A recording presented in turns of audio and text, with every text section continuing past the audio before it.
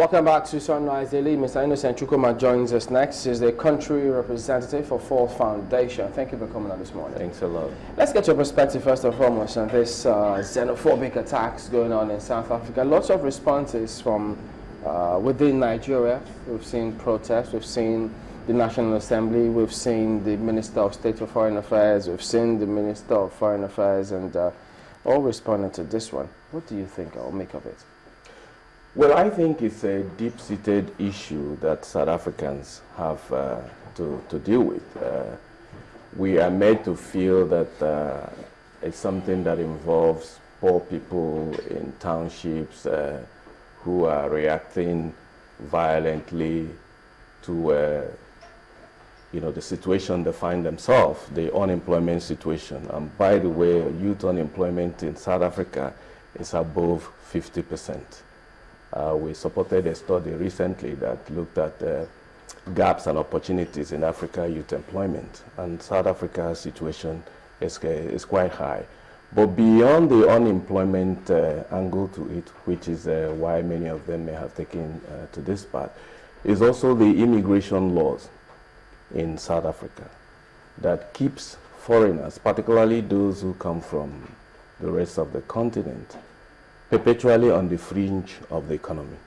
So that even when you want to live a normal life, contribute to the growth of the country, at every turn, whether you meet a low-income person, a middle-income person, you are not left without knowing that you are a foreigner. In fact, they have a name for it. I think it's Makwekwere or whatever that. So it's a deep-seated issue that has legitimate ground in the apartheid situation, and particularly the fact that post-apartheid governments have not been able to address the high level of inequality in the country. It's actually among the highest in the world. The Gini coefficient is about 47.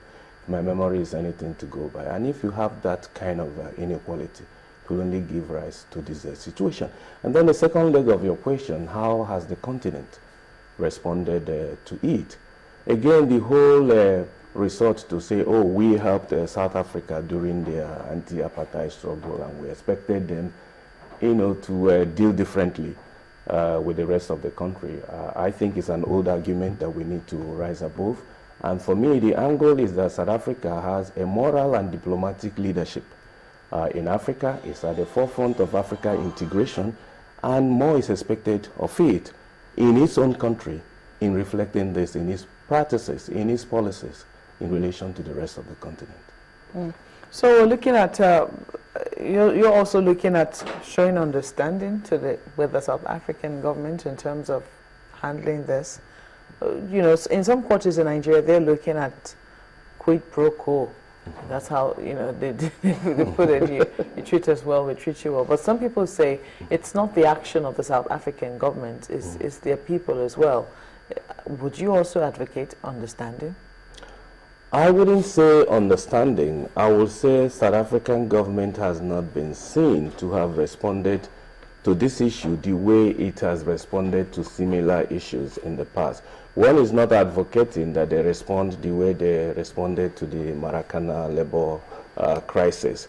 But we have seen a situation where on issues that they prioritize and privilege, the law enforcement, the security establishment is much more upfront in preventing the attacks. And some of the footages and photographs we saw in the ongoing attacks, you could see law enforcement officials smiling and laughing away while human beings are being hacked to death.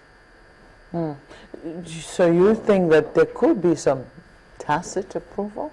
I'm saying it's deep-seated. This whole concept of the other person, which they pick out easily from your complexion because they are lighter than the rest of us, from your accent, and even at the airport where they are looking at your passport and immigration papers, you are being asked, where are you from? When they look at those, yeah, even those who are holding South African passport, that is the naturalized citizens. But the fact that you look differently and you spoke differently would lead to the question, where are you exactly from? But you're a South African, you're carrying the same passport. So the same way we want to, the same standard we use in assessing how Africans are treated elsewhere in the world, particularly in Europe and America, we also expect this is the same situation in South Africa, and by extension, also the rest of Africa, because it seems every African country has some pejorative or some slur it uses in describing the other. And even within countries, we all have slurs we use in describing, depending on which part of the country you come from, which religion you practice. And it's high time we start prioritizing dealing with issues around hate speech, because that is at the bottom of all this. Because the Bible says, out of the abundance of the heart, the mouth speaks. And when the mouth speaks, the hands take to action. Well, it's a tough thing, because, I mean, if you say that it's deep-seated, it means that how they're going to handle this will, it's a job of work that they have. But what kind of solace, if there is, can we take from those, because there are South Africans who are also protesting against the action by some of their nationals? It's for South Africa to rise to the occasion and agree that it has a problem. This is not the case of a rotten apple or a rotten egg. There's something in the system. There is actually a story that has gone viral on social media about a Nigerian girl who the parents relocated there when she was early, and she went through primary school to speak the language, eat the food, recite the music and all that. But all through her formative years, from primary to secondary school, she was discriminated against by fellow, not for anything in the law. And she grew up with that consciousness. And her message is that, look, xenophobia and all that is a fear of the other.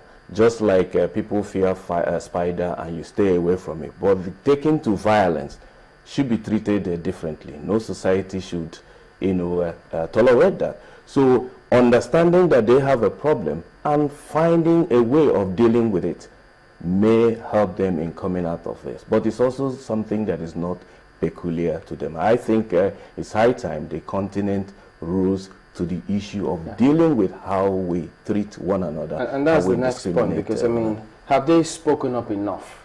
That's Africa, either by way of African Union or regional associations or bodies in Africa, to this kind of situation? I don't think they have.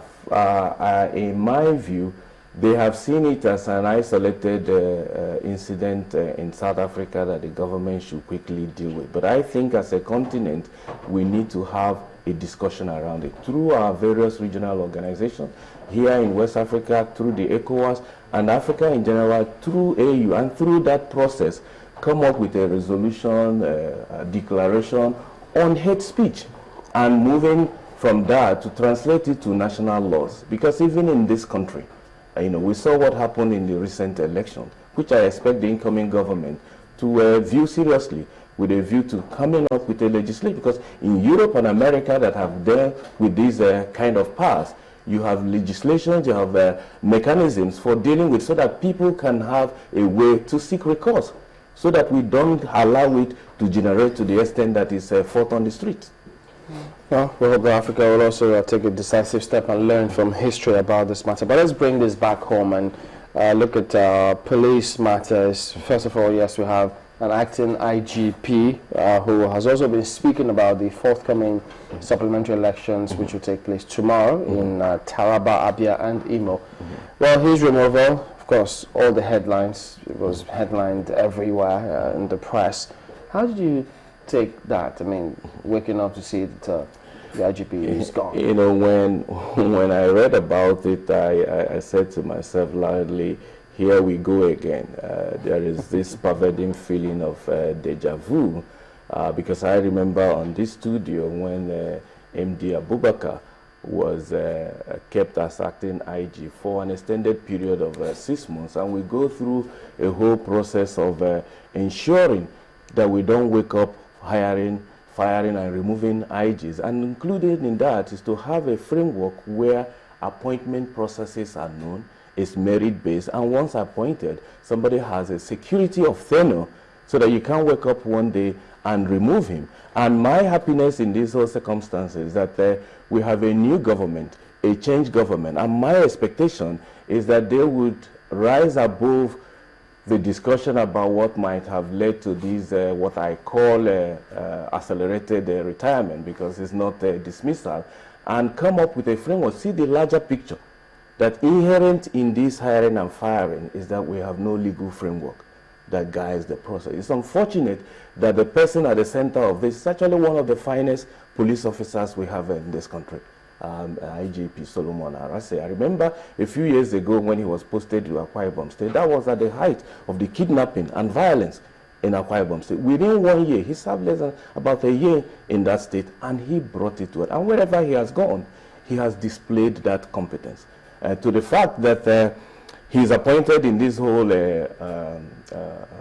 misgivings around the removal of the former IG is what I expect the incoming government to rise above. So he's got that magic touch, and from the southwest to the southeast, he's been to many of those areas, and he performed creditably. But the thing is, we don't know if he will be retained, or when the new government comes in, he'll just be eased off or go back in line. So all those expertise, what happens to it? But how do you even begin to, because there's been lots of police reforms. Whenever I look through, I just see all these papers. You don't even know where do you read from, what's the connection between the last one. When they set up another committee, do they look through the documents of the previous ones, or they just gather dust and then becomes history? I wouldn't advise going through another round of presidential panel on police reform. We have enough report, both from government and from CSOs. I was part of one in 2012, which was the first civil society-led panel on police reform. We went across this country and produced